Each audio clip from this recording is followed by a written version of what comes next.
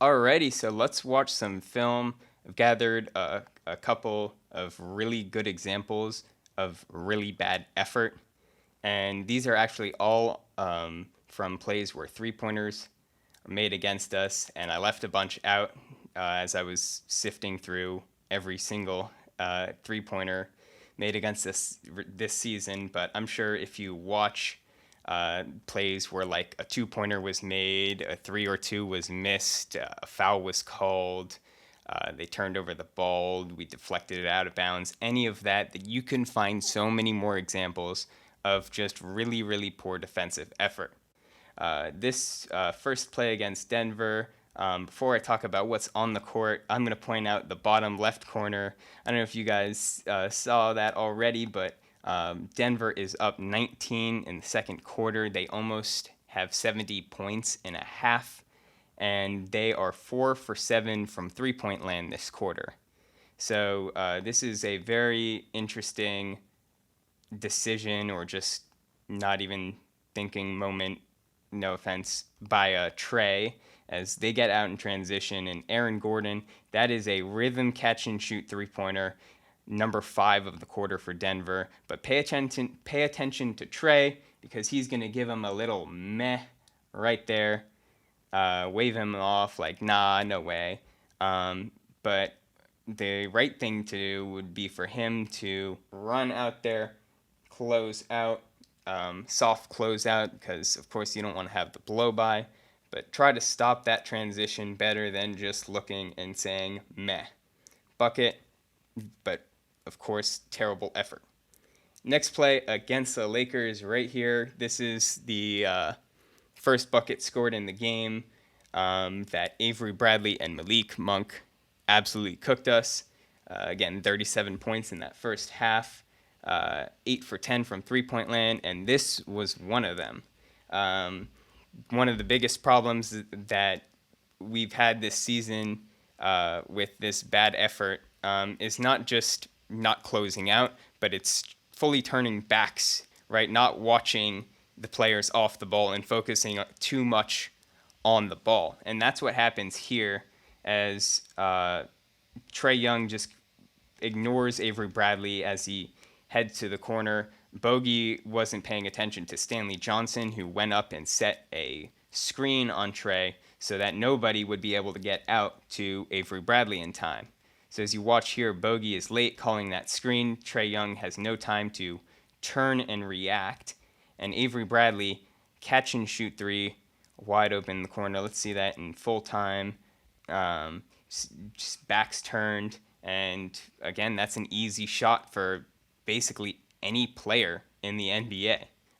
Next clip is against Washington, and this is a little Lou Williams mishap right here, doing the same thing. But this play starts with a screen and handoff, Dinwiddie from Montrezl Harrell to Spencer Dinwiddie.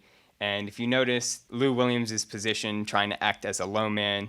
Really, I don't think, as much as I love Lemon Pepper Lou, I wouldn't take my chances as him with him in the paint against a Montrezl Harrell that's going downhill. But anyway, let's watch what happens. Splash for Corey Kispert. Lou Williams right here needs to see that Gallo is closing in for some reason, and understand that there is not only his shooter open, there's two, so he's got to move instead of just standing there.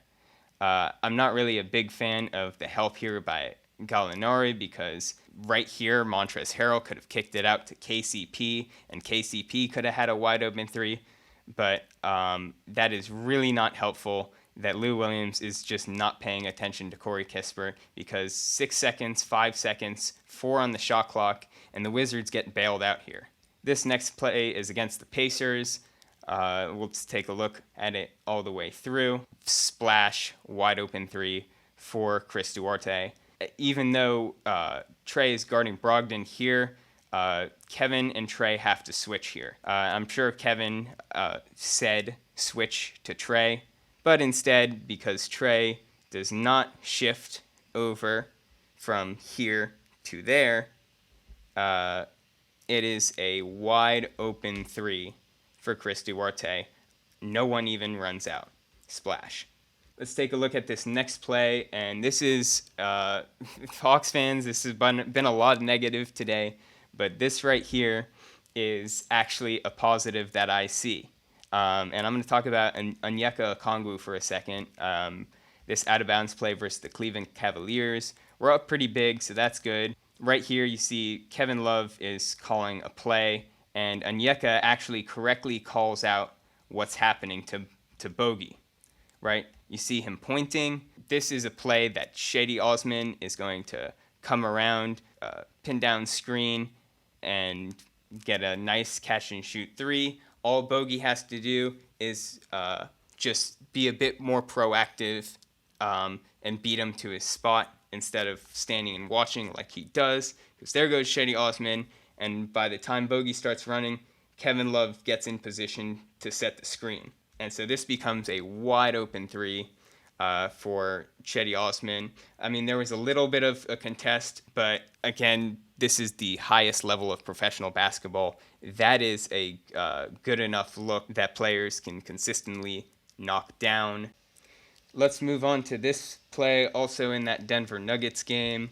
Bones Highland drives, and looks like someone fell asleep there as Monte Morris heads right to the corner for an open three. This is another example of our players not paying attention to what's happening off the ball. You know, you could argue that Trae Young was helping here, but it did not look like he attempted to reach anything.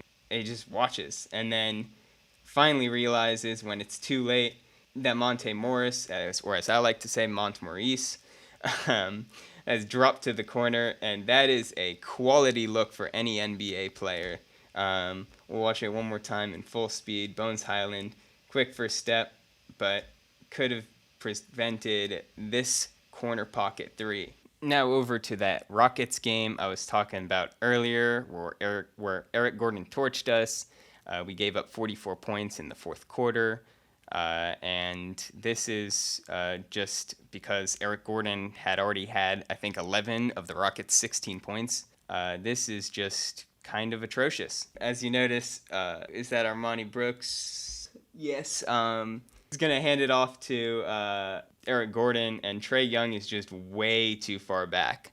I'm an Indiana Hoosier, so my boy Eric Gordon, that is too much space for him as he cashes out this three-point opportunity, and Trae is just waiting for the 33-year-old Eric Gordon to make a move, but in reality, he's a shooter, always has been, knocks it down, just barely a closeout too. All right, the Portland game I was talking about, this is Anthony Simons, must have been a little screen action because Simons gets the switch on Capella. Larry Nance Jr. is starting a role, but Trae Young, I actually give him credit here, does a great job of getting back to Anthony Simons, but not all the way. That is too much space because at this point, he was already torching us, which is why Portland is reaching 70.5 with this three-point opportunity. All Trae Young needs to do here is understand who'd been scoring the majority of points, and that this right here, especially if you're 6'1" and don't have the length to contest. Trae, I know you're fast, right? If you're up on him, you got the speed to recover. But that is not a closeout. Let's head to this game against the Sacramento Kings that I think was right after that Portland game. You'll see TLC turns it over in the corner here, and this turns into a very, very easy transition three for Tyrese Halliburton. Of course, TLC, that's an unfortunate turnover, but not his biggest mistake. The big mistake here is him trying to stick with De'Aaron Fox as they run up the court together. I don't know about you guys, but I'd want to be in front of De'Aaron Fox in transition, not slowly jogging my way up behind him. And so if you look at DeLon Wright, he is the one who closes out, quick reaction and turn on that Halliburton three. But in reality, it's not DeLon Wright who should have been responsible for Halliburton getting wide open. DeLon Wright does the right thing, getting in front of De'Aaron Fox. TLC has got to be the one to turn on the jets and recover to Tyrese Halliburton. Make a mistake there, he can easily make up that distance. DeLon Wright, great thing to do to stop the ball handler, but instead it becomes an easy look. At least DeLon tried. So the Clippers game in Los Angeles, Zubac against Onyeka, could have called a travel there. Gets Amir Coffey, who was the leading scorer in this game, a wide open, good looking three. So my problem with effort here is that Bogey is coming to help out the bigger Zubac against Onyeka, but Bogey's got to be more active with his hands, especially right here with his left hand. That is an opening to slap and strip the ball from him, because Amir Coffey's all the way over here and nobody is even close to him. So if he's going to help out, he's got to make it count right there too. Be more active with his hands, get in there instead of just standing, because eventually Zubac knows it's time to make a pass. Wide open three, bucket. I'm going to cap it off here with two last plays, both in the second game of the season against the Cavs. Both involve Ricky Rubio drilling a three-pointer. Let's check this first one out. Drives baseline, and yeah, there's Trae Young all the way in the paint. My guy just froze. Rubio gets a wide-open, good-looking corner three. There's a couple good things I noticed here, not by Trae, unfortunately. I mean, he does a great job of forcing him into the paint against Capella, and Capella, with his expertise, does a great job of not only preventing Ricky Rubio from going up with a shot, but also denying the little pass right there to Evan Mobley, which would be a bit tough. Capella is also responsible for another almost 7-footer Jared Allen right there. But it's also Mobley got that little cut right there because DeAndre Hunter, and this is the right play, made the rotation to the open Evan Mobley over here and took away that option. So the only option that remains here is the person with the ball, Ricky Rubio, who literally does a straight line drive into that corner as he looks and sees Trae is all the way back there and gets a good look. Trae, as Capella helps out, freezes and looks around for a second and then is like, oh, runs out, and Ricky Rubio drills that three. This last play, later in the second quarter of that game, Ricky Rubio catches, and Trae is kind of just slowly waltzing up towards Ricky. And by the time Ricky Rubio's like this, Trae's got to not be looking like he's getting set, like he does there. And then he's like, oh, crap. And it's too late. That is too much space for anyone in the NBA that has a jump shot. That is just poor effort. And that's why I wanted to show you guys these clips. Again, there are so many more. These may have all not been the most hilarious or painful to watch examples, but you got to think about it like this is the NBA. This is the highest level of professional basketball, and you can't let this slide.